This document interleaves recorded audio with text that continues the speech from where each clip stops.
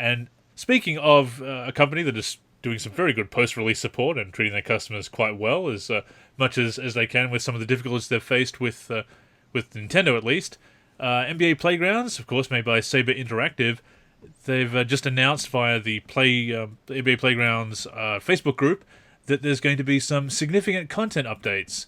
Matthew Karch, the CEO and one of the designers, I believe, on the game as well, the CEO of Saber, posted an update in the group that said that the upcoming content that they're going to talk about in the coming days, so by the time this comes out, I may have heard some hints about it, but if not, we'll be covering it anyway, one way or the other, and talk about it next week, I'm sure.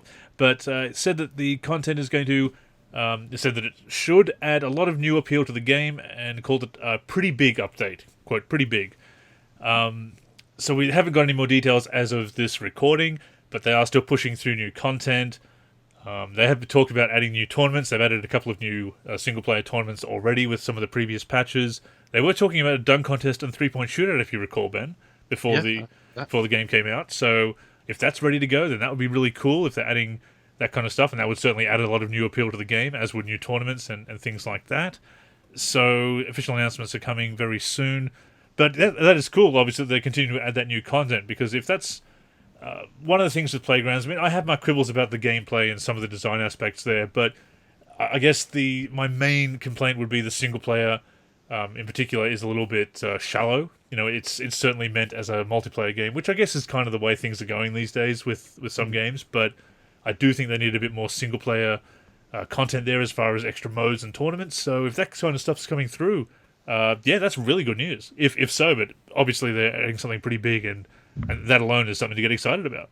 Yeah, I mean, we've stressed, a lot of, appreciation for the efforts that they've put in, post-release. So any more content that they add is basically like cherry on top sort of stuff, extra cherries, I guess, in this case. So yeah, I'm really supportive of them. I'd really like to see if we could get them on for a podcast. Yeah, it would be great to do some work with them and pick their brain about some of this stuff. Maybe they'll add some new plays as well. They've added quite a few already. So if it's pretty big, have they secured a really big name? Like, I don't know if Michael Jordan is exclusive to 2K, I believe he is. But Kobe Bryant, maybe? If they're adding players like that. I mean, there are a few players they could still squeeze in there. That'd be pretty cool. Yeah. If there's players coming through, but even with that, to level up, as I said last week, it's a bit of a grind, or a lot of a grind actually. To once you've finished all the tournaments, to actually get the XP and get the packs. If you haven't leveled up to 50, once you get to 50 and you level up, each pack is a gold pack, which has a higher chance of getting legendary plays in it, and plays you don't have.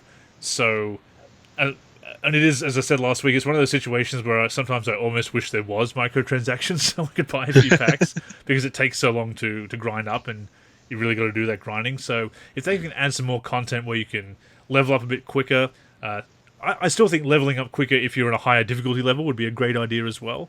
That way you can challenge yourself with the higher difficulty and be rewarded with more experience points. Although, as we found out, you get a fair amount of experience points when you win online, when we were playing last week. So there is that, but there needs to be more to the single-player element to level up. And I'm seeing some people in the group talking about not being able to get an online game, because I guess some people are kind of putting it down, having finished everything to do with it. So the new content is coming through at a very opportune time, I think. Yeah, for sure. So a lot of people that have done those challenges and needing something else and that sort of thing to keep them interested in that. So yeah. And the content is coming out for all platforms, which is, of course, PC, PlayStation 4, Xbox One, and Nintendo Switch. The Nintendo Switch did finally get the patch. I'm not sure if we actually mentioned that. I think we did. Yeah, that's right, we did. I didn't do a news post at the time. I did mention it in my news post about this new content. So it remains to be seen whether there's going to be any more hold-ups with the Switch. Hopefully not. But PC and PS4 seem to be getting the update the quickest, so I guess we made the right choice there.